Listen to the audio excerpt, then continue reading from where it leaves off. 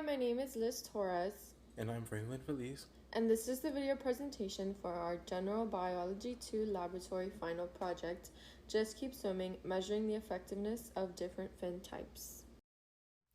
The body shape of fish is a very important adaptation. There are 7 main body shape types: anguilliform, fusiform, round, variable, compressiform, depressiform, flat, globiform, and sagittiform.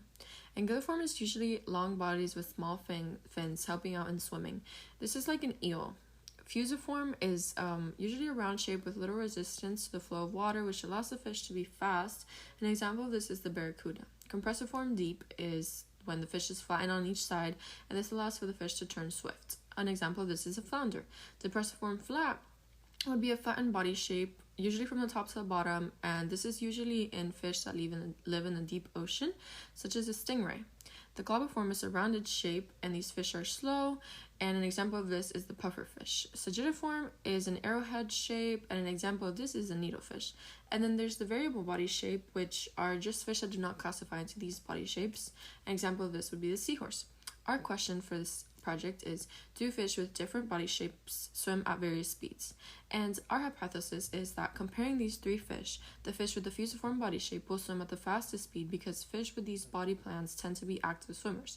The fish with the sagittiform body shape will be the second fastest because of how streamlined the body shape is. So by process of elimination, the fish with the compressiform body shape will be the slowest swimmer. The fish in this study were located at a Petco in Homestead, Florida. All the details about the tank conditions are here on the slide. The 3 species of fish chosen for this study are the gold dust molly, whose scientific name is Poecilia sphenops, the black skirt tetra, also known as Gymnocorymbus turnetzi, and the scissor-tail rasbora, also known as Rasbora trilineata. Besides the tanks, the only materials used for this study were a ruler and a smartphone for recording the fish.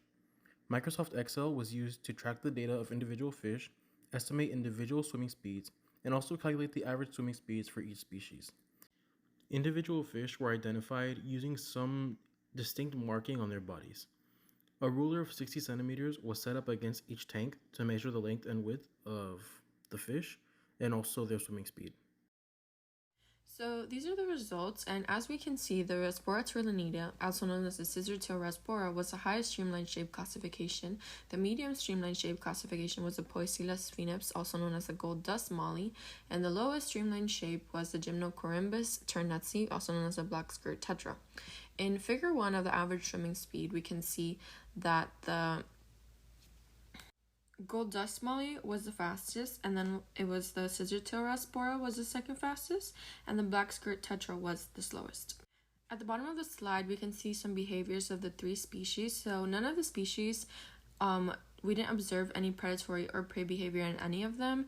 The scissor-tail rasbora was found with 2 other species, and they kept their distance from each other. The gold dust molly was found with 1 other species, also keeping their distance, and the black skirt tetra was found with 2 other species. And the scissor-tail rasbora was a moderately active swimmers. They swam pretty fast. The gold dust mollies were very active swimmers, and the black skirt tetras were more slow and passive swimmers. The experiment failed to reject the first hypothesis because the gold dust molly was the species with the highest average swimming speed.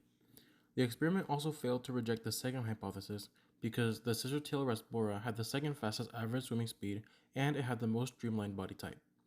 Lastly, the experiment failed to reject the third hypothesis because the black skirt tetra was the slowest overall swimmer. It is predicted that the mollies had a higher average swimming speed because they were more active in the tank than the rasboras. This may be an issue of ecological validity or how applicable these results are in the real world. If these fish were in their natural habitats, they could have exhibited different behaviors and swimming speeds that the study cannot account for using only tanks. In conclusion, the gold dust molly was the fastest species of fish observed with an average swimming speed of 11.7 centimeters per second. The scissor-tail rasbora had the most streamlined body type with a width-to-length ratio of 0.122. The discrepancy between the speed of the molly and the width-to-length ratio of the rasbora is due to higher activity levels observed in the molly's behavior. Future research should look at how these species behave in their natural habitats when not confined to a tank. They should answer research questions such as, would the fish be more active? How would they behave in groups of natural sizes? And what about being mixed in with other subspecies of the same species? That's the end of our presentation. Thank you for your time.